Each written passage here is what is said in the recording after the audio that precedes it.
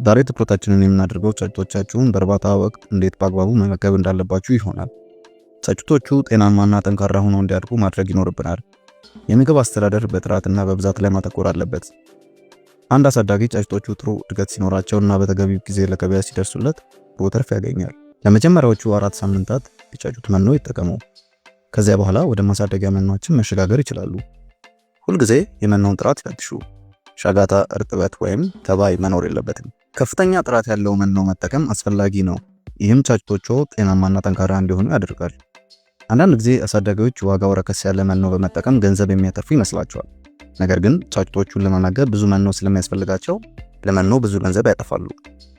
ምግቡ ከፍተኛ ጥራት ያለው መሆኑን ለማረጋገጥ የተመረተበትን ቀን፣ ጊዜው የሚያበቃበትን ቀን፣ የባች ቁጥርና ይዘቱን ከመኖ ከረጢት ላይ መመልከት ይኖርቦታል።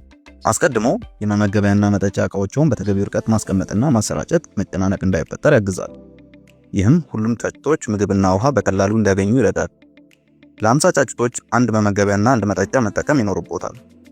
ያሉት የመመገቢያና መጠጫዎች ብዛት በምስሉ ላይ ከሚታየው ያነሰ ከሆነ ተጨማሪ ያስፈልጎታል። መመገቢያዎቹን 1/3 ብቻ በሚሆን መጠን ይሙሉ። ጫጩቶቹ ምግባቸውን ሲጨርሱ መመገቢያውን በነበረበት መጠን መልሰው ይሙሉት። ይህም አስፈላጊ የሆኑ ቫይታሚኖችና ጠቃሚ ንጥረ ነገሮች የያዘው መኖ በመመገቢያው ላይ እንዳይከማች ይከላከላል። ብክለት እንዳይከሰት የመመገቢያና መጠጫ ዕቃዎችን ቢያንስ በቀን 2 ጊዜ ያጽዱ። የቆሸሹ ዕቃዎች የጫጩቶቹን የመጠጣትና የመመገብ ፍላጎት በመቀነስ ለበሽታ ተጋላጭ ያደርጋቸዋል። ብዙ ጫጩቶች ዝም ብለው የሚሽከረከሩና የማይመገቡ መሆናቸውን ካስተዋሉ ተጨማሪ መመገቢያዎች መጨመር ይኖርቦታል። ጫጩቶቹ በተለይም በመጀመሪያው ሳምንት ውስጥ ምግብ በቀላሉ ማግኘት አለባቸው። መኖ ለጫጩቶቹ ይበልጥ ተደራሽ ለማድረግ ቀላሉ መንገድ ጋዜጣ ጉዝጓዝ ላይ በማንጠፍ የተወሰነ መጠን ያለው መኖ በማስቀመጥ ነው። በጋዜጣው ላይ ብዙ መኖ ማስቀመጥ የለባችሁም። ብዙ መኖ የሚቀመጥ ከሆነ ተደፍቶ ለብክነት ይዳረጋል። በመጀመሪያዎቹ 2 ሳምንታት ውስጥ ጫጩቶቹ የሚመገቡትን መኖ መገደብ የለበትም።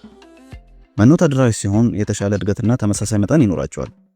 ይህም የመሸጫ ጊዜያቸው ሲደርስ የተሻለ ትርፍ እንድታገኙ ይረዳል። በ30 ቀናት የእርባታ ቆይታ ወቅት በአማካኝ ለአንድ ጫጩት 1 ኪሎ ግራም መኖ መበጀት ያስፈልጋል።